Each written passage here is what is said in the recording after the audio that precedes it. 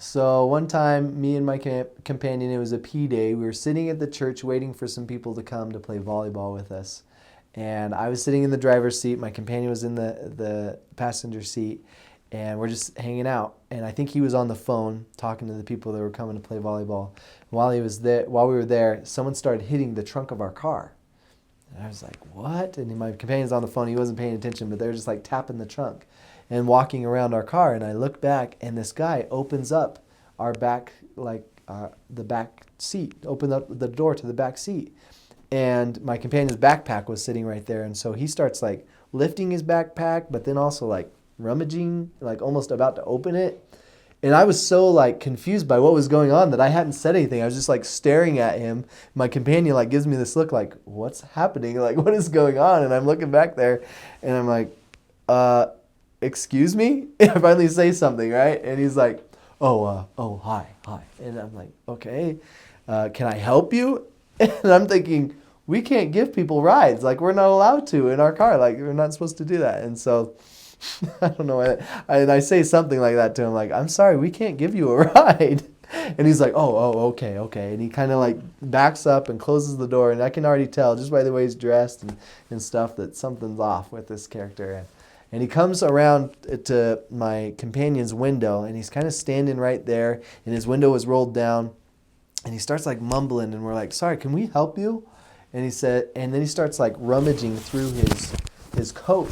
And I'm thinking, we're dead. We're going to get shot because this was a little bit of a sketchy area anyways.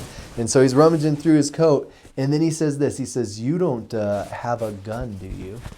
And I'm like, oh my goodness, we're so dead.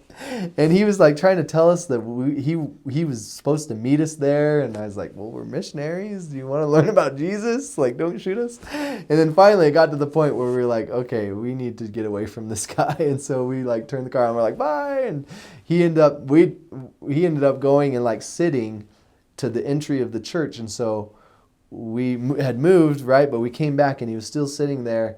And we were like, well, we can't play volleyball if he's sitting there, and I don't want to go like by him again. He's freaking us out. Anyways, so we ended up calling the cops, and the cops come over, and they like find him, and they take like bottle after bottle out of this coat, this big trench coat thing he's wearing, bottle after bottle, and then they also have like things of drugs, right? And so they come over to us missionaries, and they hand us the bottles of alcohol. The cops, the police do. And we're like, what are you doing? They're like, could you dispose of this for us? And we're like, no, we're missionary. We can't. And then my companion was like, I don't know what he's saying. He's like, sure. Yeah. And he grabs them. And I'm like, what are you doing? And anyways, and so we end up dumping them out. And and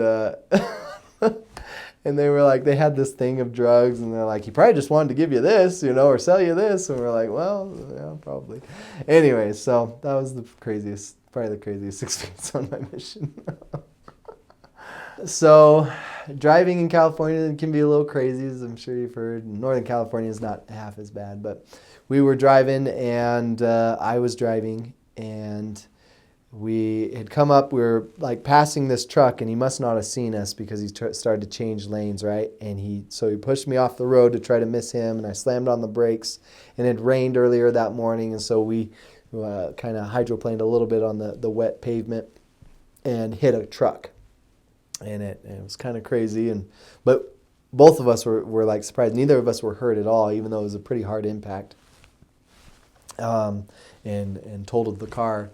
And I was kind of dazed, but tried to look and didn't see the guy's license plate. And he ended up going around the corner and coming back around. Thank goodness. And so the cops got there, and we were okay, right? And so they just kind of took down information and didn't even really get a statement or anything.